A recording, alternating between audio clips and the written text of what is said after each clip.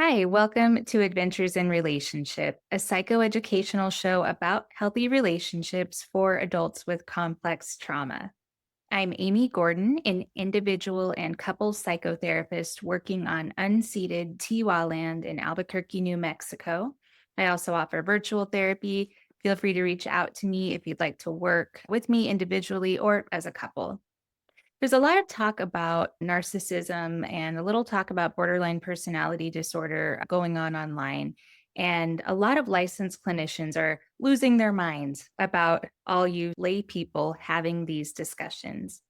As a licensed clinician myself, I think it's important that I take a stand for the non clinicians out there suffering with abusive and confusing relationship dynamics in their life, trying to make sense of what is happening and why.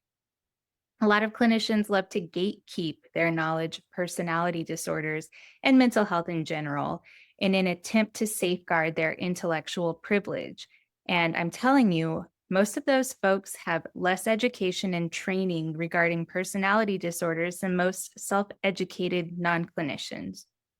The scholastic training in clinical programs is shockingly lacking in this area for any type of general licensure, such as social worker, counselor, psychologist, or even psychiatrist. So, unless the clinician has self elected to get advanced training or pursue self education on the topic, they simply know very little about personality disorders anyway. Personality disorders are generally thought to be trauma induced, with little evidence of genetic components associated with them, besides the fact that multiple diagnosed cases often exist within the same family. But that could just as easily be explained by behavioral transmission.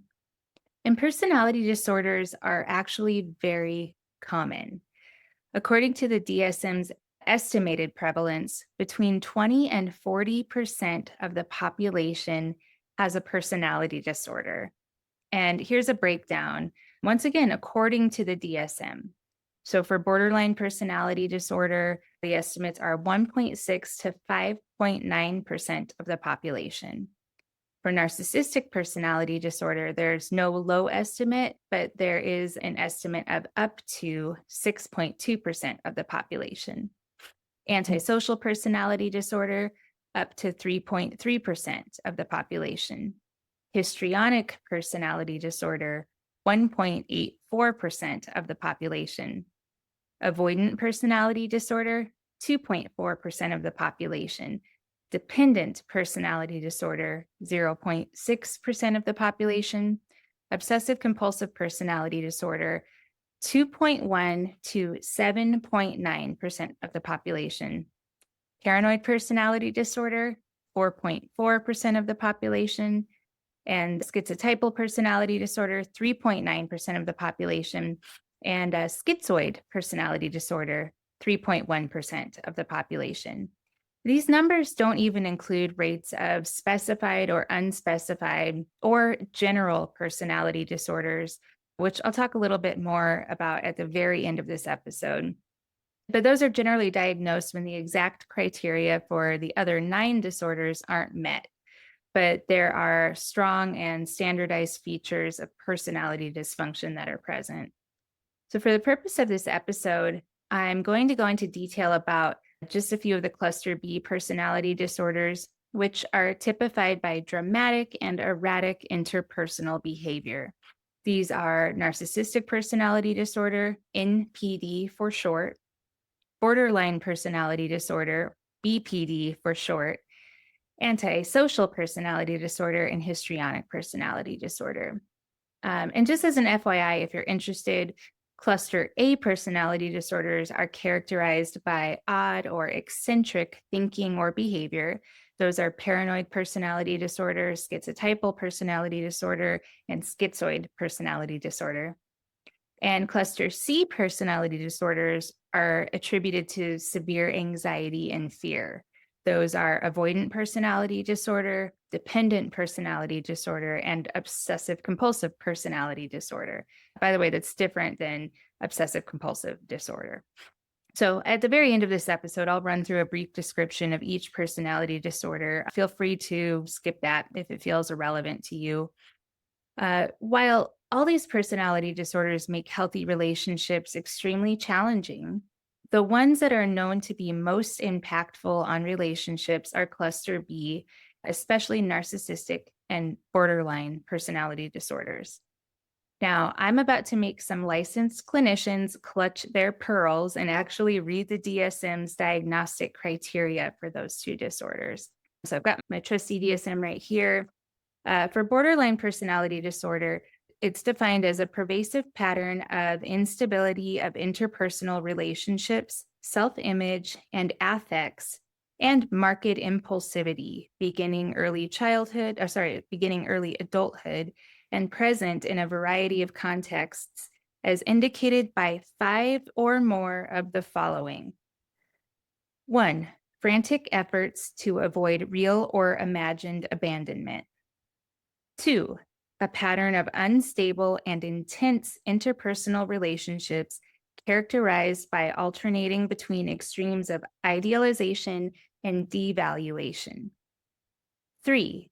Identity disturbance, markedly and persistently unstable self-image or sense of self. 4. Impulsivity in at least 2 areas that are potentially self-damaging. That could be spending, sex, substance abuse, reckless driving, binge eating, or others. 5. Recurrent suicidal behavior, gestures, or threats, or self-mutilating behavior. 6. Affective instability due to a marked reactivity of mood. So that's intense episodic dysphoria, irritability, or anxiety, usually lasting a few hours and only rarely more than a few days. 7. Chronic feelings of emptiness. 8. Inappropriate, intense anger or difficulty controlling anger. And 9. Transient stress-related paranoid ideation or severe dissociative symptoms. So 5 or more of those qualify somebody for the diagnosis of borderline personality disorder. For narcissistic personality disorder, we've got a pervasive pattern of grandiosity, a need for admiration, a lack of empathy, beginning in early adulthood and present in a variety of contexts as indicated by 5 or more of the following. 1. Has a grandiose sense of self-importance. 2. Is preoccupied with fantasies of unlimited success, power, brilliance, beauty, or ideal love. 3. Believes that he or she, or they, I'm adding that of course, are special and unique and can only be understood by or should associate with other special or high status people or institutions. 4. Requires excessive admiration. 5. Has a sense of entitlement. Examples are unreasonable expectations of especially favorable treatment or automatic compliance with his, her, or their expectations. 6. Is interpersonally exploitative. 7. Lacks empathy, is willing to recognize or identify with the feelings and needs of others. 8. Is often envious of others or believes that others are envious of him, her, or them. And 9. Shows arrogant, haughty behaviors or attitudes. So that's the definition. When you hear people bitching about how people are just running with what they hear on social media or whatever about having a narcissistic partner and that stuff, just keep in mind that that's the criteria that the professionals are looking at. So now terms like grandiose, vulnerable, malignant, these different terms that apply to types of narcissists are, and covert's another one. They're not official delineating terms. So they've been developed and introduced into the common vernacular by clinicians and non-clinicians alike. And honestly, I think that's pretty cool.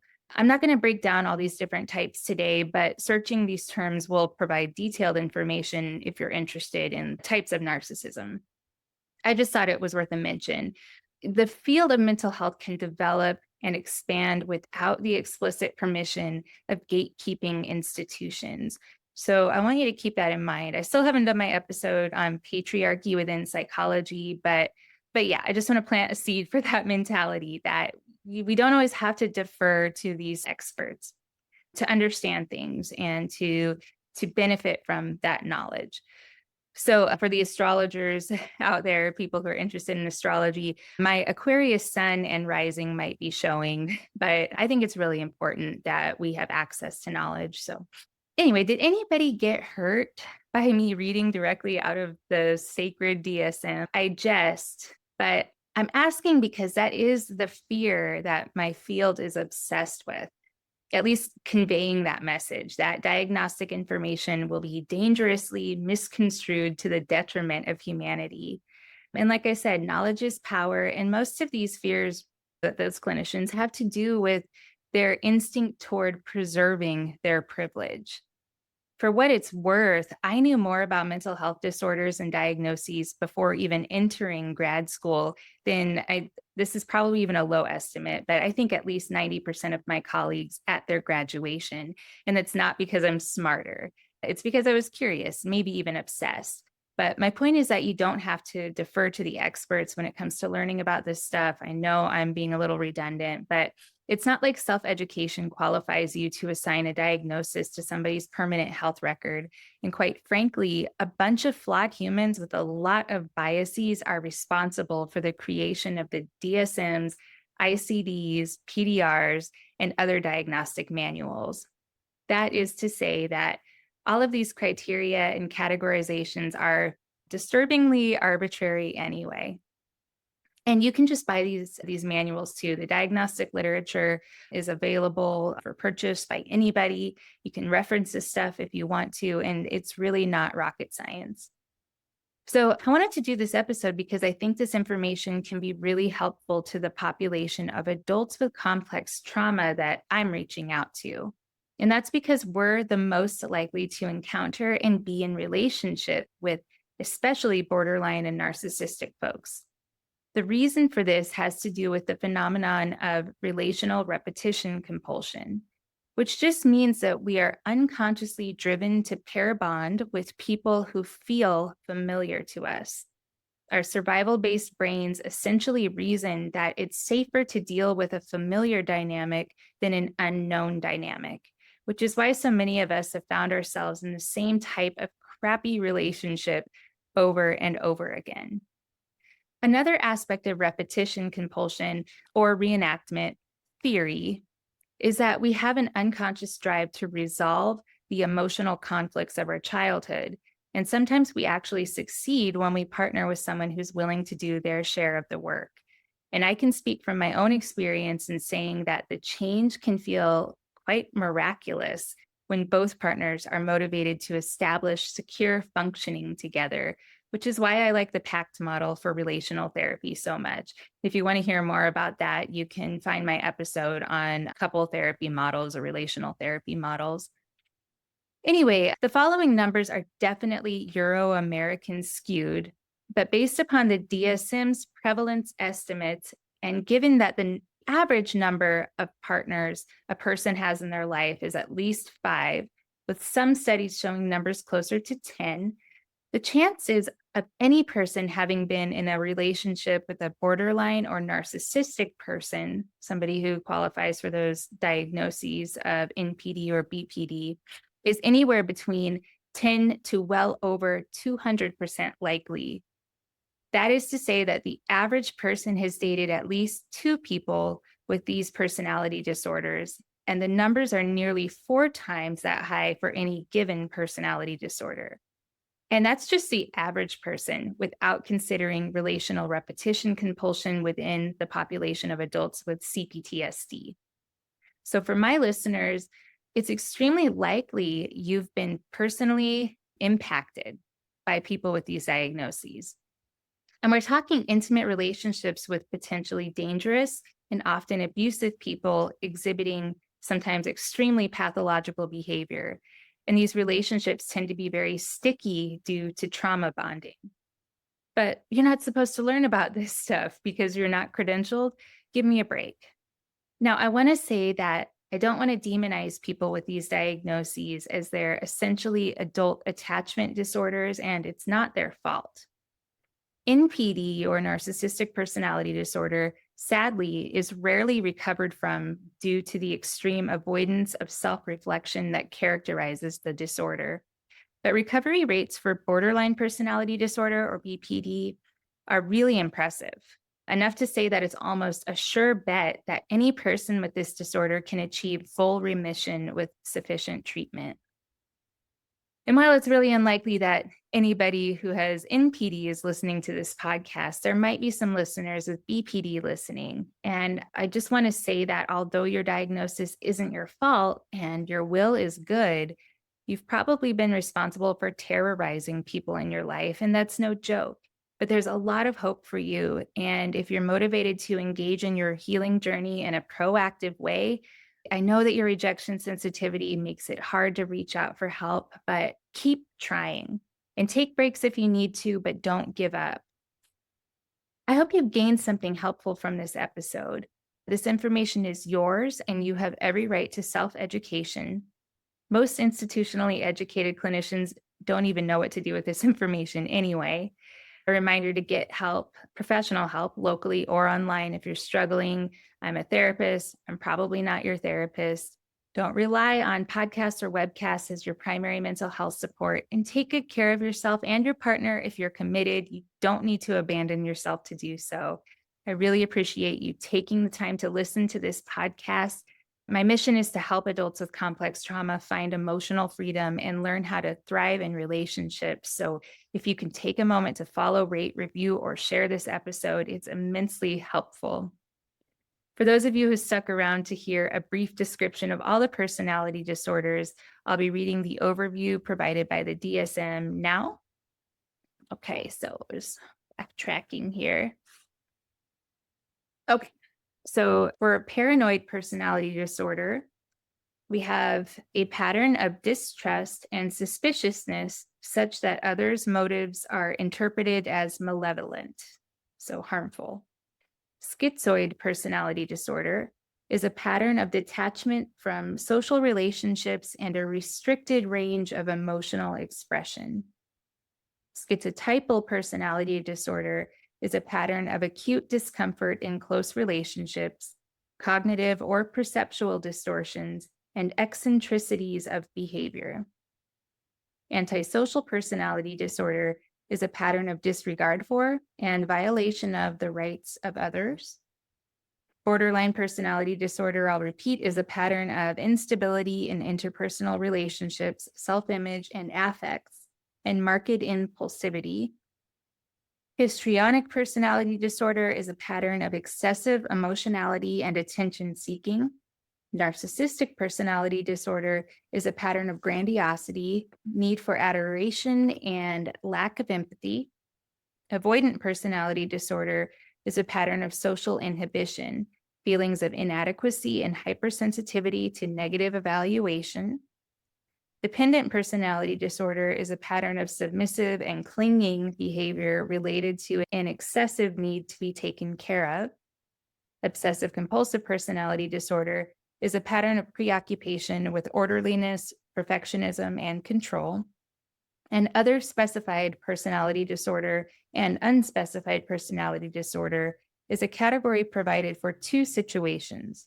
One, the individual's personality pattern meets the general criteria for a personality disorder, and traits of several different personality disorders are present, but the criteria for any specific personality disorder are not met.